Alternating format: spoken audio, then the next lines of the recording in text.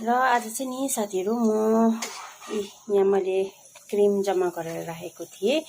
यसको म घिउ पनि पार्ने, साथमा यसको म मही निस्केको चाहिँ उयो बनाउँ भनेको, सुप बनाउँ भनेको यो महीको चाहिँ।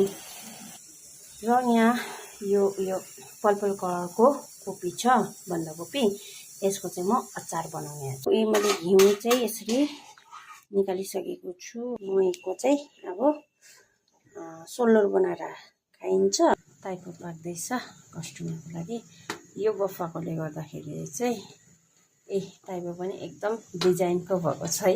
यहाँ चाहिँ म सुप बनाउन आँटेको, त्यसको लागि मैले हालिदिएको छु यहाँ खुर्सानी, प्याज, यो तिल पिसेको धुलो हालिदिँदैछु।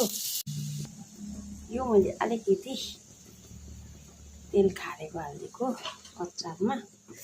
अचारमा चाहिँ मैले यो सबै रेडी गरिसकेको छु। अब यसलाई अचारलाई चाहिँ मैले मिक्स गर्नु मात्रै छ है, बाँकी मिक्स गर्नु मात्रै छ।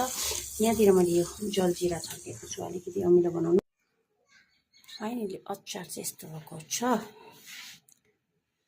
यहाँ सुप बनाएको छु। सुपमा चाहिँ यसरी अन्डा पनि लगाएको छु फेरि हो, यसरी। त्यहाँबाट यहाँ किम्ची बनाएको छु पर्पल कलरको कोपीको। अब खाइदिउँ है त।